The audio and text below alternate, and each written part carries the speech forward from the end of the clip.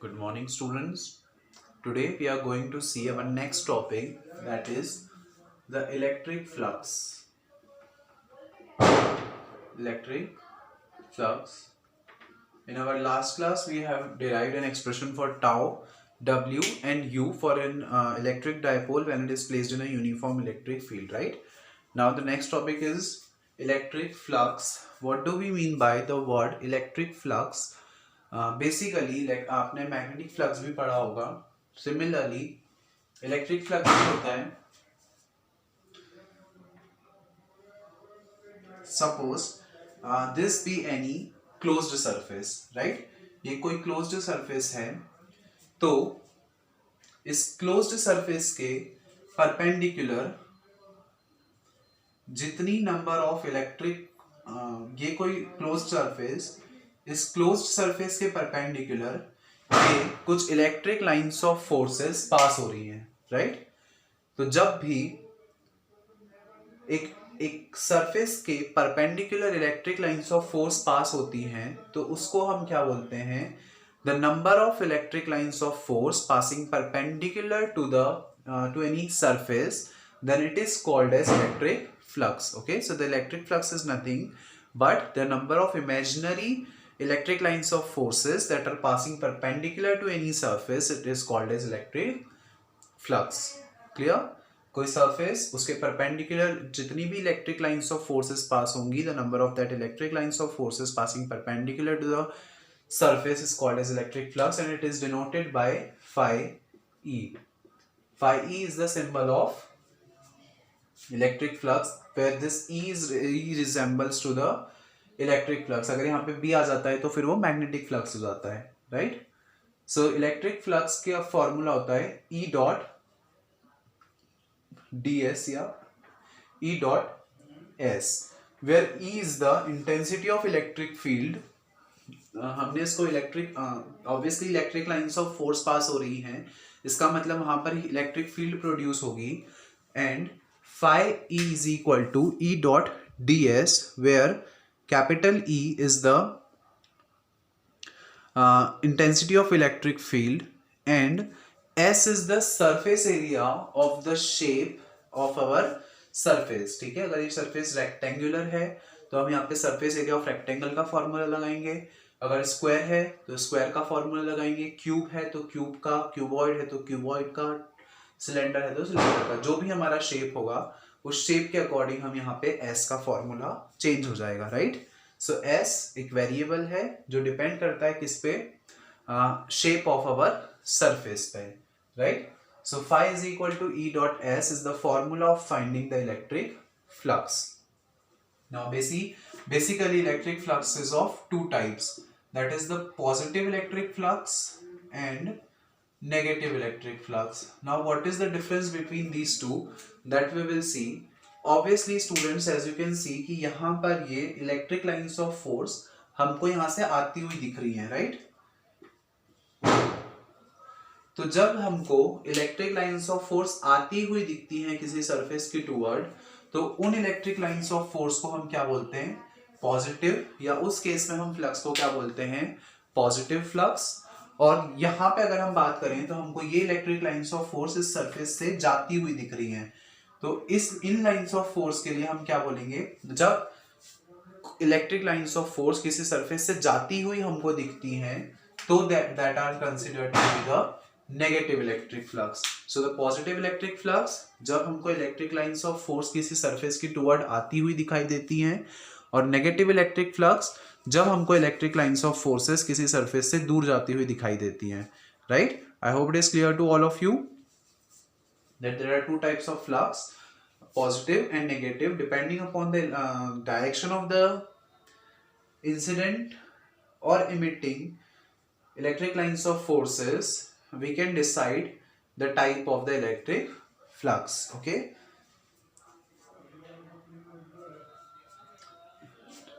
now आपको पता है बाइवेक्टर रिजोल्यूशन आपने पढ़ा होगा. जब हम डॉट प्रोडक्ट की बात करते हैं, तो जब यहां से डॉट का साइन हटेगा तो ये हो जाएगा ES cos थीटा, राइट। आपको पता है कि जब यहाँ से डॉट का साइन हटता है तो यहाँ पे cos थीटा इंट्रोड्यूस हो जाता है। So you will get phi is equal to E S cos theta जब आपके पास इसकी नॉर्मल वैल्यूज दी हो, और अगर वेक्टर के फॉर्म में दिया है तो we will solve by this formula. Okay, so I hope it is clear to all of you till here. Now the most important topic,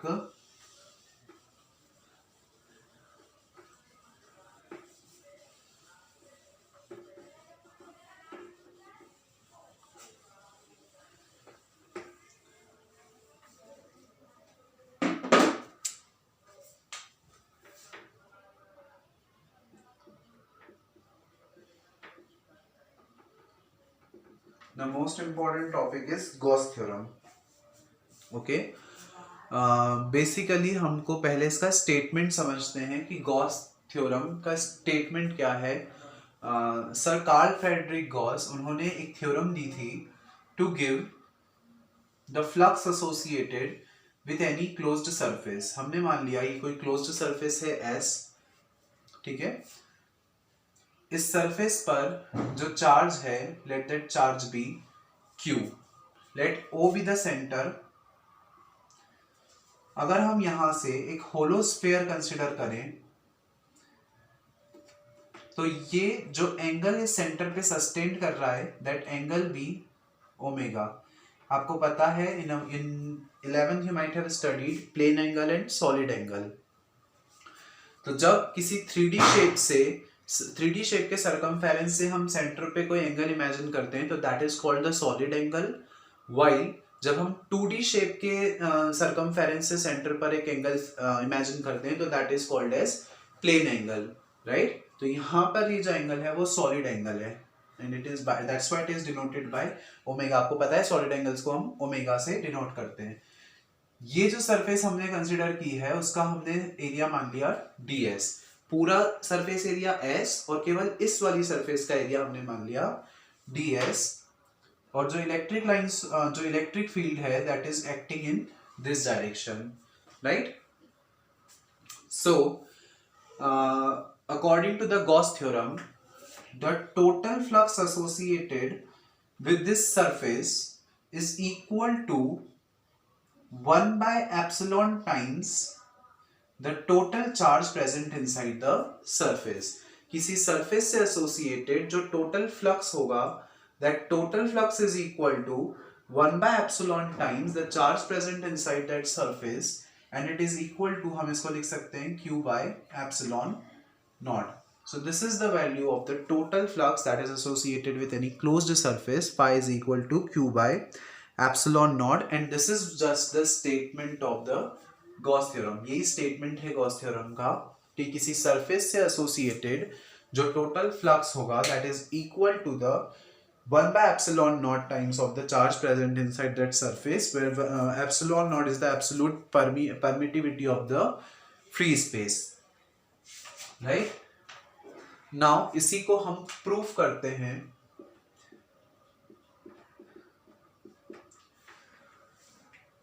Students, we know that by the definition of phi is equal to E dot ds। Since here we are talking about the small amount of surface, so ये जो flux निकलेगा वो भी कैसा निकलेगा, the small amount of flux, right। So here we are talking about the flux associated with this part only, that is the ds part। So हमने इसको लिख दिया d phi e is equal to E dot ds। यहां पर हमने लगा दिए vector का साइन। यहां से जब हमने वेक्टर का साइन हटाया तो ये हो जाएगा E ds cos theta, right।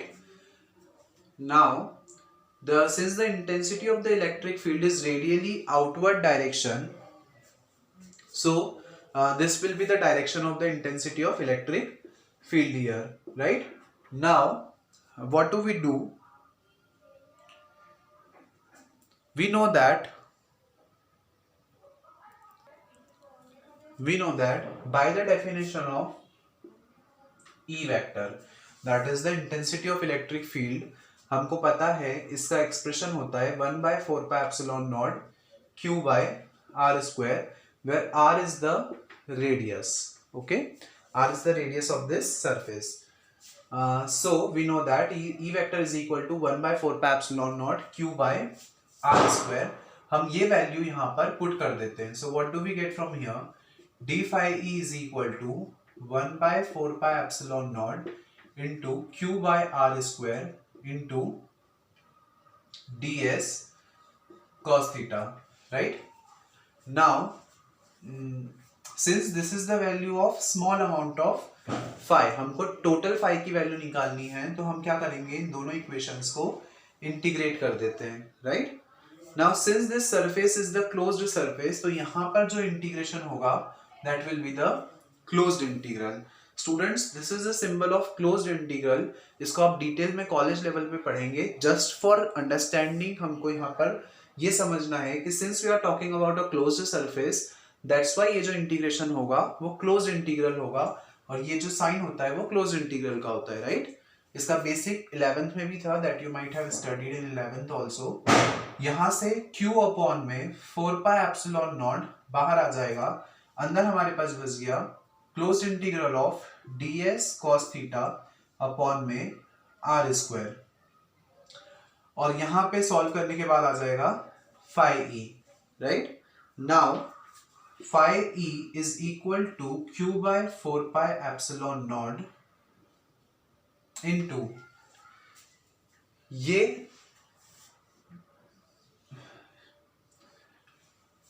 this is the closed integral of ds cos theta by r square. इसकी वैल्यू कांस्टेंट होती है, दैट इज 4 पाई. जब हम सॉलिड एंगल की डेफिनेशन पढ़ते हैं तो वहां पर ये टर्म आपके पास आती है, that closed integral of ds cos theta upon r square is equal to 4 pi. It's in 11th class. You might remember it कि इसकी जो वैल्यू होती है वो कांस्टेंट होती है, that is 4 pi. Okay, so 4 pi से 4 pi हमने कैंसिल कर दिया. क्या बचा? phi e is equal to q by epsilon naught, and this was our statement, right? So इसका मतलब the total flux associated with any closed surface is equal to 1 by epsilon times the charge present inside that surface. किसी closed surface से associated जो total flux होगा that will be equal to 1 by epsilon naught times the total charge present inside that surface, right? This was the most important derivation of this chapter. इसके बाद हम पढ़ेंगे इसकी 3 applications. वो तीनों एप्लीकेशंस भी बहुत इंपॉर्टेंट हैं. Okay, if you see the blueprint of your question paper, so the maximum marks is carried by this unit. Okay, so जो मैक्सिमम पोर्शन, मैक्सिमम मार्क्स होते हैं वो रे ऑप्टिक्स और दूसरा electrostatics. It has the highest weightage in your curriculum. That's why you have to do these 2 chapters with the best of your efficiencies, okay? Because it is carrying the maximum weightage in your final exams. This one is the most important derivation. Now the next topic is the application of Gauss theorem. Okay, now our next topic is application of Gauss theorem. Okay, so there in total there are 3 applications of Gauss theorem that we have to study. The first one is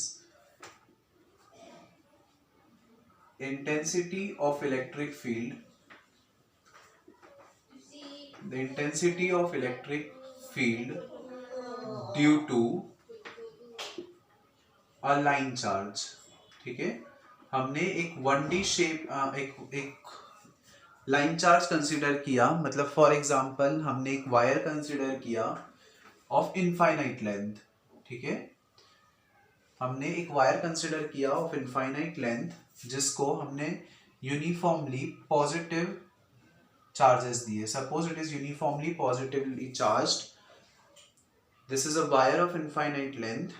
अब obviously since its length is infinite, so हम इसकी intensity calculate नहीं कर सकते हैं अगर हम पूरा वायर लेके चलेंगे तो. लेकिन अगर हम इस वायर का थोड़ा सा पार्ट कंसीडर करें और उसके कारण इंटेंसिटी निकाल लें और उसको इंटीग्रेट कर दें, right? So by this way we will get the total intensity due to this line charge, right. So हम इसका एक छोटा सा पार्ट कंसिडर कर लेते हैं। Suppose we have considered this much part, okay. हमने इतना सा पार्ट कंसिडर कर लिया। सिंस एक वायर है तो वो सिलेंड्रिकल शेप में होगा, that's why we have considered a cylinder here, okay. So ये एक सिलेंडर हो गया जिसकी लेंथ हमने मान ली स्मॉल एल, ये हो गया सेंटर, ये हो गया पॉइंट P, और इस P से R तक की डिस्टेंस हमने मान ली स्मॉल r। अब अगर हम इस छोटे से पार्ट का के कारण इंटेंसिटी ऑफ इलेक्ट्रिक फील्ड निकाल लें और उसको इंटीग्रेट कर दें, so we will be easily able to see the total amount of electric field या the total intensity of the electric field due to a line charge, right. So इसके लिए हम तीन सरफेसेस हमारे पास मिली। अगर हम एक सिलेंडर कंसिडर करें, this pen is a cylinder, right. हमने if this is the direction of the electric field और हमने सिलेंडर को इलेक्ट्रिक फील्ड में रखा है, तो this is the direction of the electric field, okay. तो बेसिकली इस सिलेंडर के तीन शेप्स, एक ये ऊपर वाला सर्कुलर सेक्शन, दूसरा ये नीचे वाला सर्कुलर सेक्शन, और तीसरा ये सिलेंडर का कर्व्ड सरफेस, राइट।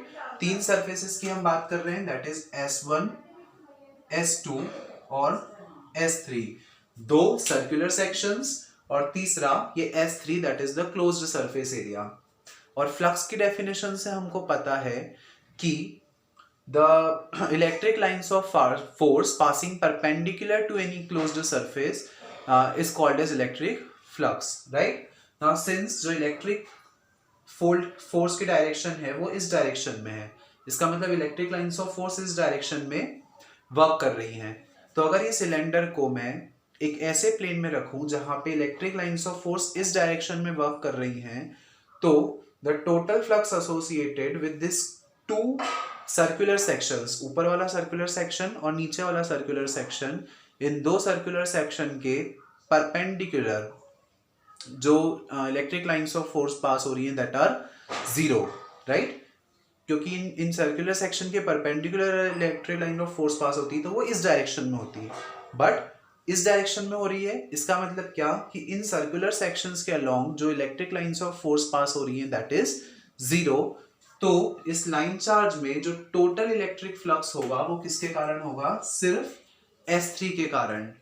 इसमें S1 और S2 का कोई रोल नहीं रहेगा। Why? Because the total electric flux due to S1 and S2 will be zero, क्योंकि electric lines of force S1 और S2 के परपेंडिकुलर पास हो ही नहीं रही है। It is passing perpendicular to S3 only, right.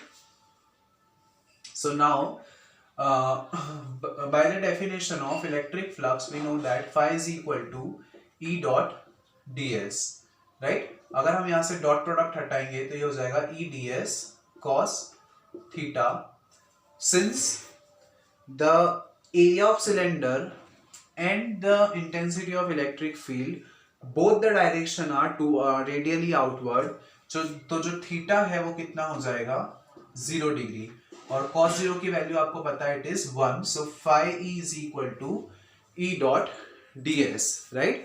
So you have got the value of phi e is equal to E dot ds. Now what do we get from here?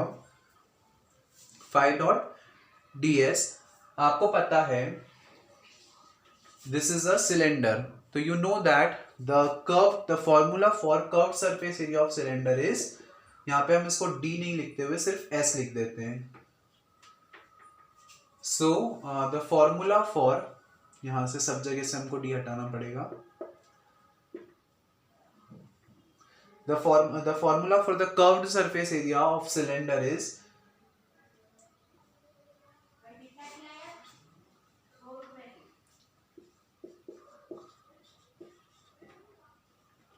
2 pi RL। हमने इसकी value put कर दी that E into 2 pi RL, this is the value of phi E, right?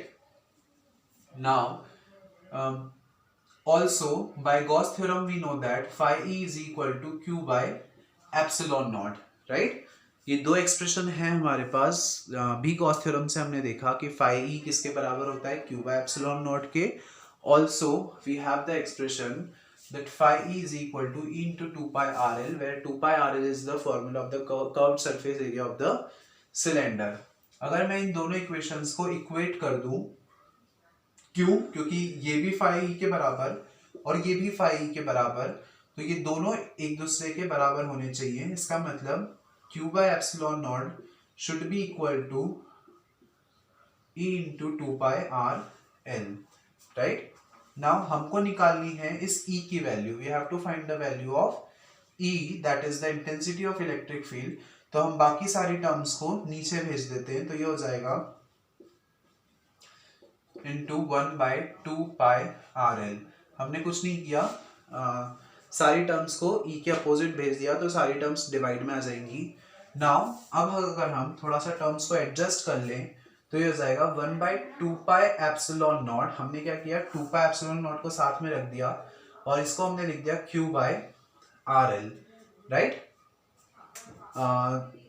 Now एक definition है हमारे पास, charge density. Okay, charge density basically होती है charge upon dimension. Charge density का फॉर्मूला होता है चार्ज अपॉन डायमेंशन। डायमेंशन का मतलब अगर हम 1D शेप ले रहे हैं तो वहां पर आ जाएगा चार्ज अपॉन लेंथ, अगर 2D ले रहे हो तो चार्ज अपॉन एरिया, अगर 3D ले रहे हैं तो चार्ज अपॉन वॉल्यूम। तो depending upon the dimensions of our shape यहाँ पे फॉर्मूला ऑटोमेटिकली चेंज हो जाएगा। अभी हम बात कर रहे हैं एक लाइन चार्ज की। लाइन चार्ज का मतलब हमने कंसिडर किया है 1D ऑब्जेक्ट। सो यहाँ पर चार्ज डेंसिटी जो है उसको हम डिनोट करेंगे लैम्बडा से। चार्ज हो जाएगा Q और डायमेंशन की जगह आ जाएगा लेंथ, क्योंकि हम यहाँ पे 1D की बात कर रहे हैं। 1D मतलब लेंथ हो गया। सो इस यहाँ से आपके पास लैम्बडा की वैल्यू आ गई, lambda is equal to Q by 2L, that is the charge density is equal to charge upon length. तो अब इस Q by L की जगह पे हम लिख सकते हैं E is equal to 1 upon 2 pi epsilon naught into lambda by R.